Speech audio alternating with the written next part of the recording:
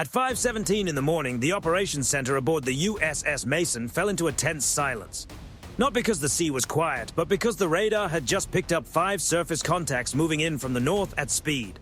At first, they were nothing more than small green symbols on a dark tactical screen, but their movement did not look normal. They were too organized, too deliberate, too synchronized to be ordinary commercial traffic. The Strait of Hormuz leaves almost no room for error.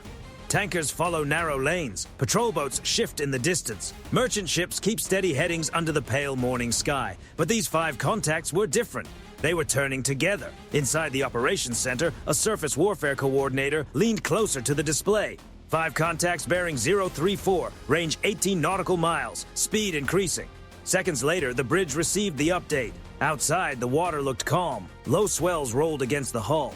The horizon was soft with dawn. Nothing about the sea revealed what the radar already knew. 5 Iranian naval vessels were moving toward the U.S. Navy.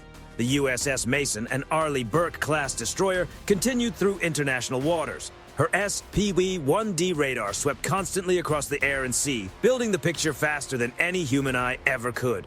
Every contact was marked, measured, compared, and tracked. Alpha 1, Alpha 2, Alpha 3, Alpha 4, Alpha 5. By 5:19, the shape of the formation became clearer. 1 larger vessel held the center, 2 moved left, 2 angled right. Together, they began forming a shallow crescent pointed toward the Mason's projected path. That was the first warning sign. Not speed by itself, intent. On the bridge, the closest point of approach kept falling. 6 nautical miles, then 5.2, then 4.7. No one raised their voice. There was no panic aboard the Mason. Only short reports, steady hands, and eyes moving between radar screens, binoculars, and the gray line of the horizon. The captain stepped out onto the bridge wing, took one look at the sea, then returned inside. Maintain course. Log everything. That order mattered. In Hormuz, turning away too early could be seen as weakness. Turning toward the other vessels could be framed as escalation. The harder choice was to stay steady. At 5:21, the first bridge-to-bridge call went out. Unidentified Iranian naval vessels. This is a United States Navy vessel conducting lawful transit in international waters. Maintain safe distance and alter course. The message crossed open water. No response. The Iranian formation kept coming. At 5:23, the second call went out slower and clearer. Still nothing. Inside the operations center, the radar picture sharpened. The lead Iranian vessel had moved under 15 nautical miles. Its speed increased again. Not enough to appear reckless, but enough to apply pressure. That is how these encounters work. A few knots here. A slight heading change there. A radio call left unanswered. No single move fully crosses the line on its own. But together they create a narrowing corridor of steel and water where one mistake could change everything. At 5:24, long-range optics locked onto the formation. The image came through grainy at first, then stabilized. Hulls, masts, antennas, white wakes cutting across the darker surface. The center vessel was larger, its bow angled toward the Mason's forward sector. The 2 outer ships were spread wide, not randomly, not defensively. They were shaping the scene without taking one open step too far. A sailor on surface watch lowered his binoculars. Visual contact, 5 Iranian naval vessels. No one needed him to explain what it meant. They were not simply passing by. They were challenging the lane.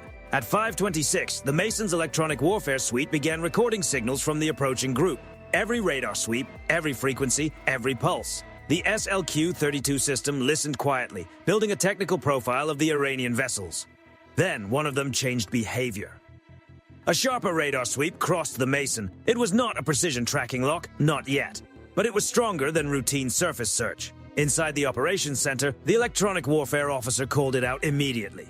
New emission from center contact, increased power, possible tracking behavior. That changed the atmosphere in the room. The Mason did not answer with noise. She answered with procedure. Defensive systems moved to a higher state of readiness. Watch teams confirmed their stations. The forward 5-inch mount remained silent and still. Vertical launch cells stayed closed beneath the deck. Close-in defense systems remained on standby, watched by people who knew how quickly the situation could change. The captain listened without moving from his position. The Iranian ships were now close enough for their wakes to show clearly on camera. 5 white scars across the surface of Hormuz, all cutting toward the same American destroyer. At 5:27, the third call went out. Iranian vessels, your current maneuver is unsafe. Maintain safe distance and alter course immediately. Again, silence. No explanation, no denial, no warning. Just 5 vessels closing in a deliberate crescent. The Mason held her line. On the bridge, the captain did not raise his voice. He did not have to. The ship already knew what to do. Radar watched. Cameras recorded. Electronic warfare listened. Sailors stood at their stations, trained for exactly this kind of pressure. The kind designed to provoke without openly committing, to intimidate without taking full responsibility, and to push the other side into making the first visible mistake. But the U.S. Navy did not move on instinct. It moved on discipline. At 5:28, the Operations Center updated the bridge again. CPA continuing to decrease. Iranian formation still closing, range 12 nautical miles. Outside, the sun began to rise over the Strait of Hormuz. 5 Iranian naval vessels had entered the lane. The USS Mason had not turned. And in that narrow stretch of water, where every yard mattered and every signal was being recorded, the real test had just begun. At 5:28, the Iranian formation changed shape again. It was subtle at first. One vessel on the outer left widened its track. Another on the right side matched the move almost perfectly. The center vessel kept its bow pointed toward the Mason's projected course, while the 2 inner ships adjusted speed just enough to close the gaps. On radar, the pattern sharpened into a crescent. Not a patrol line, not an escort screen, a pressure formation. Inside the operations center, the tactical display showed 5 vectors bending toward the destroyer's path. The Mason remained steady at transit speed, moving through international waters in one of the busiest maritime corridors on Earth. But the space ahead was shrinking. CPA 3.8 nautical miles, the tracking officer called out. Still decreasing, the bridge acknowledged. No one overreacted. That was the discipline drilled into every watch team aboard a U.S. Navy destroyer. You do not guess. You do not posture. You do not let another Navy control your tempo. You measure, you record, you warn, you prepare. The Iranian vessels were doing the opposite. They were creating uncertainty. At 5:29, the lead vessel increased speed again. Its wake stretched behind it, bright white against the darker water. Seconds later, the 2 flanking vessels followed. Not coincidence, not independent movement, coordinated pressure. The Mason's long-range cameras zoomed in. Grainy silhouettes became steel hulls, masts, forward deck mounts, radar arrays, and personnel visible through heat shimmer and morning glare. The Surface Watch reported what the camera confirmed. Personnel visible topside. Forward decks occupied. No systems operated. That detail mattered. In close maritime encounters, the line between intimidation and direct risk can be measured in a sailor's hand position, a radar mode, a mount angle, or a single unanswered radio call. At 5:30, the captain gave the next order. Set condition 3. Across the Mason, the ship tightened. No dramatic rush filled the passageways. No chaos. No confusion. It was cleaner than that. More controlled. Sailors moved to key stations. Defensive teams confirmed readiness. Engineering maintained steady power. The bridge held course. The operations center continued building the track picture. Condition 3 did not mean open conflict. It meant the ship was fully awake. It meant the destroyer had moved from routine transit to deliberate readiness, with critical stations manned and every important system watched by someone trained to act quickly. The Iranian vessels continued closing. At 5:31, the next call went out. Iranian naval vessels, this is United States Navy vessel. Your current formation is creating an unsafe approach. Alter course and maintain safe distance. 4 seconds of static passed. Then came a broken voice, distorted by distance and interference. U.S. vessel, change your heading. On the bridge, the message landed exactly as intended. A demand, not a warning. The Mason answered immediately. Iranian vessels, this is United States Navy vessel conducting lawful transit in international waters. We will maintain course. You are directed to maneuver safely. There was no anger in the voice, no challenge, no extra words. That made it colder. At 5:32, the Iranian vessel on the Mason's starboard bow accelerated again, 24 knots. Then 25. The tactical display showed its vector stretching across the American destroyer's path. Not directly head-on, but close enough to force a decision if it continued. The tracking officer updated the bridge. CPA 2.9 nautical miles. Time to CPA 9 minutes. 9 minutes. That was the shape of the crisis now. Not hours, not a diplomatic window. 9 minutes of steel, speed, and intent. The Mason's SLQ-32 electronic warfare suite kept listening. A new surface search sweep appeared from one of the Iranian ships. Low power at first, then stronger. The system tagged the emission, stored it, and compared it. The electronic warfare officer spoke without looking up. They're painting us again. Still search mode. No precision lock. That was another line. They had not crossed it, but they were walking beside it. At 5:33, the captain ordered long-range optics to stay locked on the center vessel. The camera stabilized on the Iranian bridge. Figures moved behind glass. One sailor stepped out near the forward section, another appeared near a deck mount, then disappeared behind a structure. The Mason recorded everything, every frame, every bearing change, every radio transmission. Because in modern naval standoffs, truth has to be collected before anyone tries to rewrite it. At 5:34, the destroyer's forward 5-inch mount rotated only a few degrees. Slow, mechanical, deliberate. It did not swing aggressively onto a target. It did not elevate. It did not announce anything dramatic. It simply moved enough to be noticed by anyone watching from the Iranian formation. A message without a round released. For several seconds, nothing changed on the Iranian side. Then one of the outer vessels adjusted slightly away from the Mason's bow. Not a retreat, a correction. But the operations center saw it. Outer port contact shifting 2 degrees left, CPA opening marginally. The center vessel did not follow. At 5:35, the crescent tightened again. The 2 inner Iranian vessels pushed forward, closing the visual gap around the center ship. Their wakes curved inward, drawing a white arc across Hormuz. On camera, the formation almost looked ceremonial. On radar, it looked risky. CPA 2.1 nautical miles, formation still maneuvering with intent. The captain remained still. Maintain course. Continue recording. The bridge crew understood. The Mason would not be pushed out of the lane. She would not swing wide just to give another navy a propaganda image. She would not surrender control of her movement unless safety required it. And even then, every action would be measured. At 5:36, another contact entered the picture. Not a ship, a radar source from the Iranian coastline. It appeared briefly, then strengthened. A coastal system was scanning across the strait, touching the same sector where the Mason and the 5 Iranian vessels were now locked into a narrowing geometry. Inside the operations center, the mood shifted again. The ships were close. The coast was watching. The formation was still pressing. This was no longer just 5 hulls on the water. It was a coordinated picture with eyes from shore and steel at sea. The Mason systems kept working. Aegis watched the air. SLQ-32 listened to the spectrum. Optics held the Iranian formation in frame. The bridge held the line. At 5:37, the Iranian vessels were close enough to be seen clearly from the deck. Their wakes cut hard through the morning water. Their bows were angled with purpose. Their silence no longer felt empty. It felt like pressure. But pressure only works if the other side gives it room. The USS Mason gave it none. 5 Iranian naval vessels were now inside visual range, moving in a crescent around the American destroyer's path. Close enough to force a mistake. Close enough to create a headline. Close enough to turn one wrong order into a crisis. But the mistake never came from the Americans. At 5:37, the order reached the flight deck. Launch the Seahawk. Above the steel deck of the USS Mason, the MH-60R sat low against the morning light. Its rotor blades began to turn, at first slowly, then faster, until they blurred into a hard circle above the aircraft. Deck crew moved with practiced speed. No wasted gestures, no unnecessary shouting. The sea wind pushed across the destroyer's stern while the Iranian formation continued closing ahead. Inside the operations center, the radar picture was still tightening. 5 Iranian naval vessels, 1 American destroyer, a narrowing lane in the Strait of Hormuz. CPA 2 nautical miles and decreasing, the tracking officer reported. The captain did not look away from the tactical display. Get eyes overhead. At 5:39, the Seahawk lifted from the Mason's flight deck. The helicopter rose cleanly, nose dipping slightly as it turned toward the Iranian formation. Its wheels cleared the deck. Rotor wash hammered the gray steel beneath it, and within seconds it was moving low across the water. Not fast enough to look reckless, not slow enough to look uncertain. The message was controlled. The U.S. Navy had put an eye in the sky.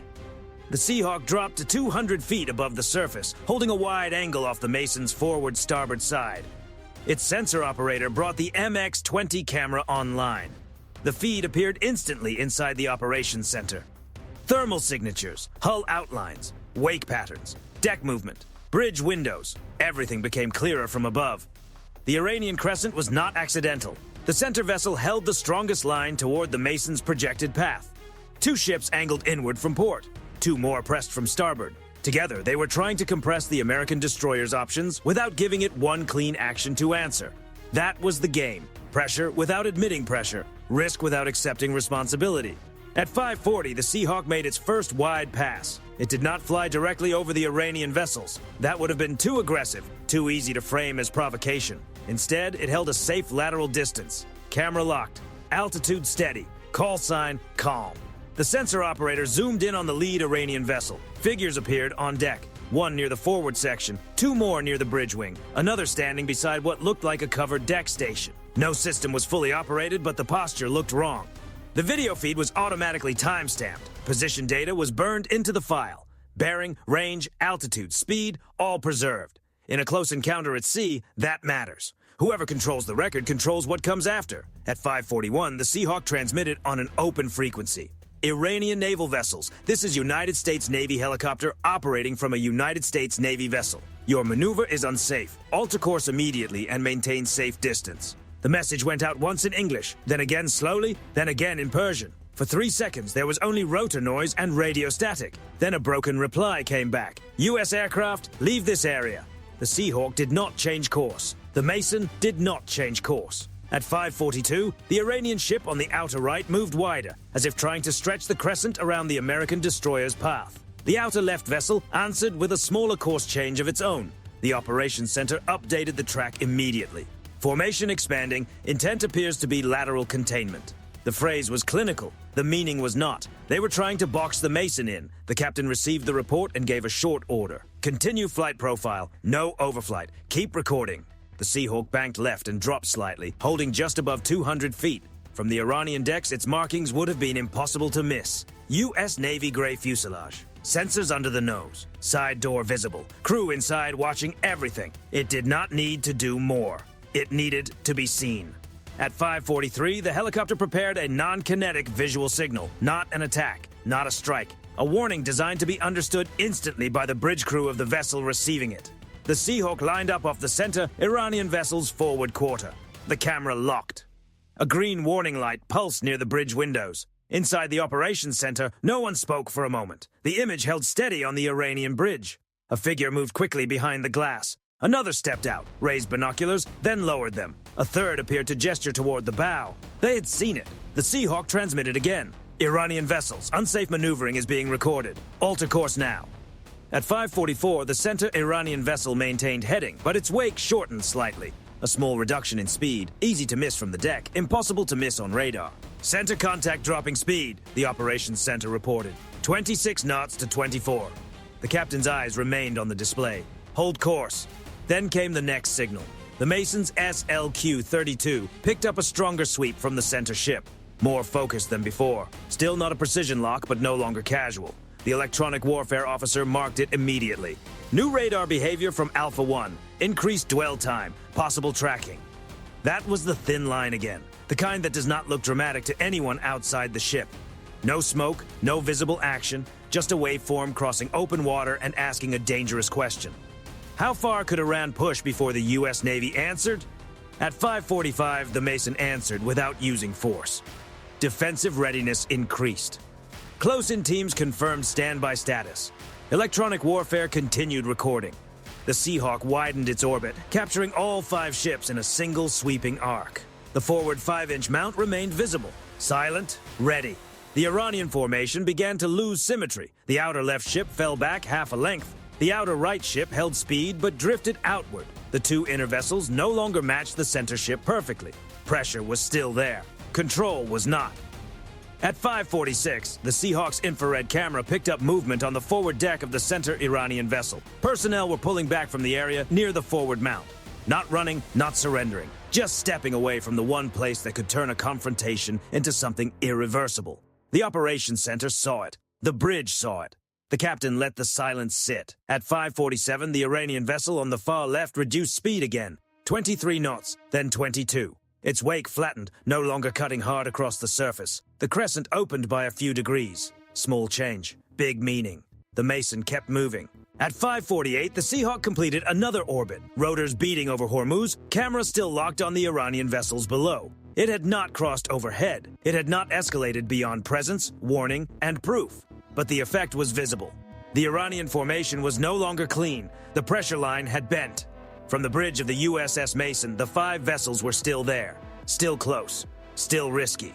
But the first crack had appeared. The Seahawk had not used force. The Mason had not turned. And the Iranian formation had begun to lose its shape. At 5:49, the Iranian ship on the Mason's forward starboard side made its move. It did not turn away. It turned in. On the tactical display inside the operations center, Alpha 3 shifted hard across the projected path of the USS Mason. The vector line stretched directly toward the destroyer's bow, sharp and deliberate across the screen. The tracking officer saw it first. Alpha 3 altering course, CPA now under 1 nautical mile. The bridge received it instantly. For the first time that morning, the distance was no longer just uncomfortable, it was critical. Outside, the Iranian vessel's bow pushed white water to both sides as it accelerated through the turn. The ship was not large enough to intimidate the Mason by size alone, but in the Strait of Hormuz, size is only part of the equation. Steel moving at speed does not need to be equal in size to create serious risk. A close contact could damage sensors, open compartments, force emergency maneuvering, and create exactly the image Iran wanted, a US Navy destroyer reacting under pressure. The captain stood behind the bridge team, eyes moving between the radar repeater and the forward windows. "Maintain course. Prepare to reduce speed on my order." No one questioned it. At 5:50, the Mason transmitted again. "Iranian vessel, you are creating risk of contact. Alter course immediately." The radio remained silent. No denial, no correction, no acknowledgement. Just the Iranian vessel crossing closer. In the operations center, Aegis continued building the complete picture. 5 Iranian tracks remained active. The Seahawk was overhead, circling wide, its camera fixed on Alpha 3's maneuver. The center Iranian vessel, Alpha 1, had slowed slightly, but still pointed toward the American destroyer's forward sector. The formation had cracked, but it had not broken. At 5:51, the Mason's defensive posture increased again. The close-in defense system was placed on standby. The ship's team confirmed short-range defensive options. Electronic warfare operators continued recording every emission in the spectrum.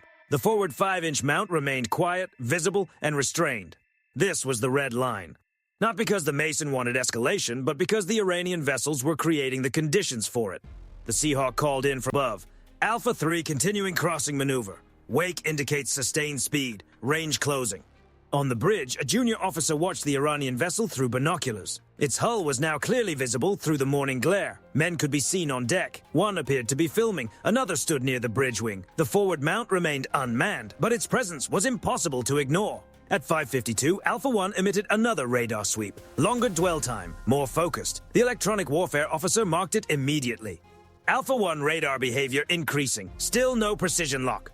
Still no precision lock. That phrase kept the encounter below the line of direct engagement, but only just, because the risk was no longer one signal. It was the combination. One vessel crossing the bow, one vessel scanning harder, 3 others holding pressure positions. A coastal radar source still watching from beyond the shoreline. The Mason had every reason to react sharply. Instead, she stayed disciplined. At 5:53, the closest point of approach dropped again. CPA 0.8 nautical miles, the operations center reported. Time to CPA, 2 minutes. 2 minutes. That was the window now. 2 minutes before a maneuver became a crisis. 2 minutes before a wrong turn, steering error, or burst of speed could make the geometry too tight to unwind cleanly. The captain gave the order. Reduce speed 1 knot. No course change. The helmsman repeated it back. The Mason eased down almost imperceptibly. Not a retreat. Not a turn away. A controlled adjustment. Small enough to preserve the transit line. Precise enough to widen the margin. This was seamanship under pressure. The kind that rarely makes headlines but prevents them. On radar, the effect appeared slowly. Alpha 3 continued crossing, but the geometry changed by fractions. 0.9 nautical miles, 1.0, still close, still unsafe, but no longer collapsing as fast. At 5:54, the Mason transmitted its strongest warning yet. Iranian vessels, your actions are being recorded. Further unsafe maneuvering will be treated as escalatory. The words were flat. That made them heavier. From the Seahawk, the sensor operator zoomed in on Alpha 3's bridge. The footage was clean.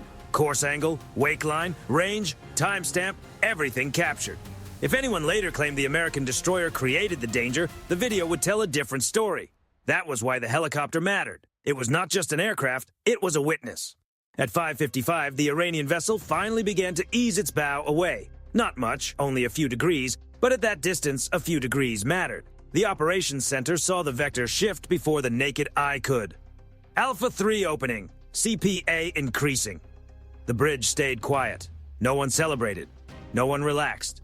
The Iranian vessel was still close enough to force a second move if it chose to. Alpha 1 still held a forward position.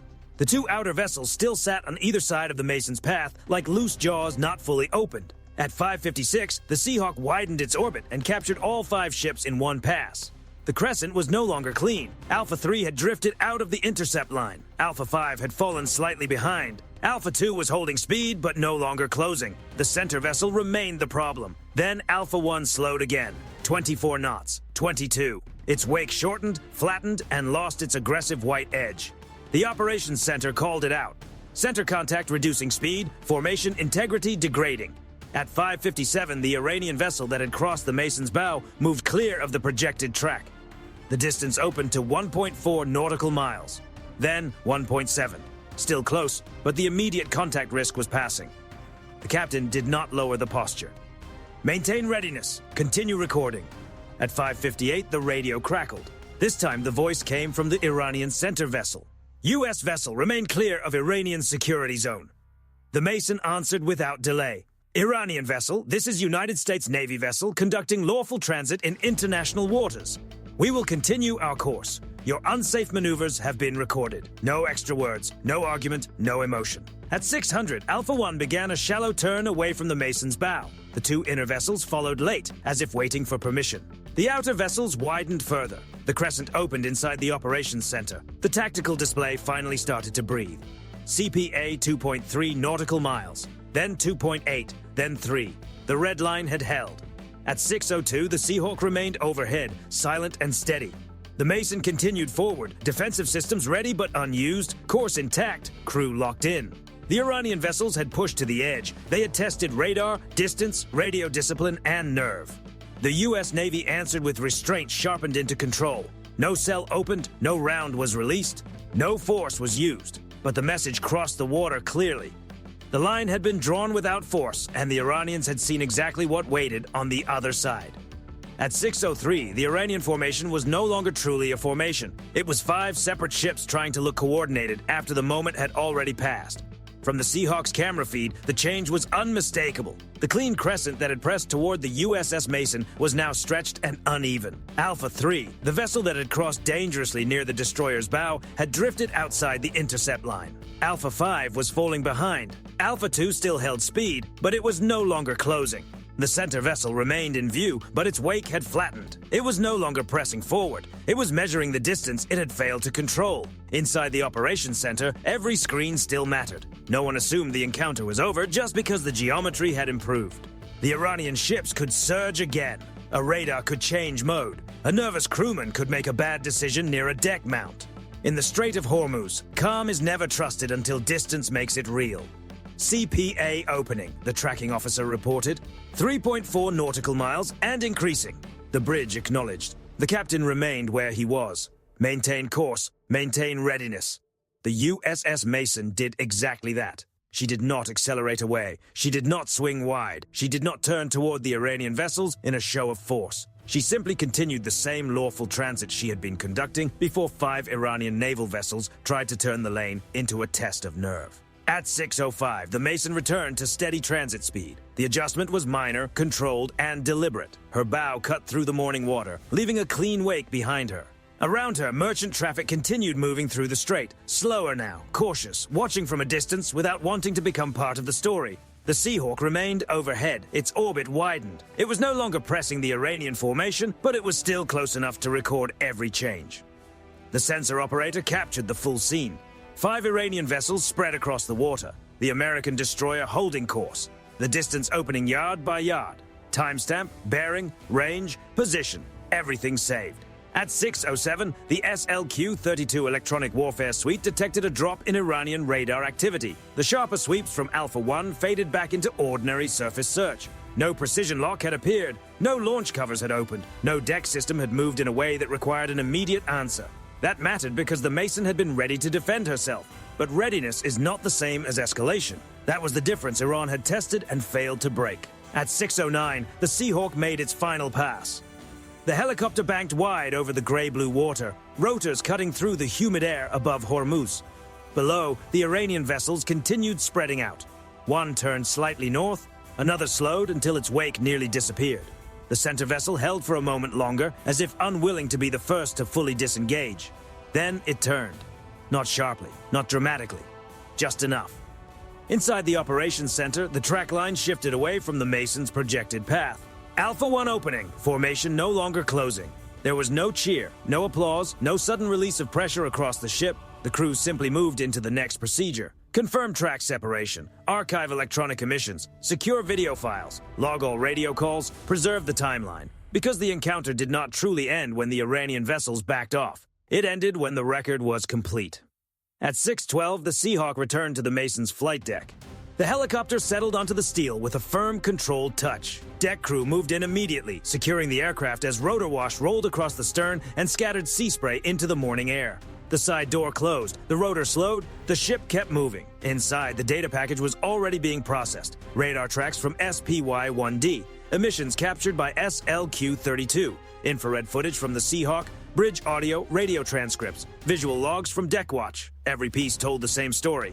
5 Iranian naval vessels had approached, they had ignored warnings, they had formed a crescent, they had created a close contact risk, and the U.S. Navy had not blinked. At 6:14, the captain received the final status report. No damage, no injuries, no force used. Transit course maintained. Iranian vessels opening distance.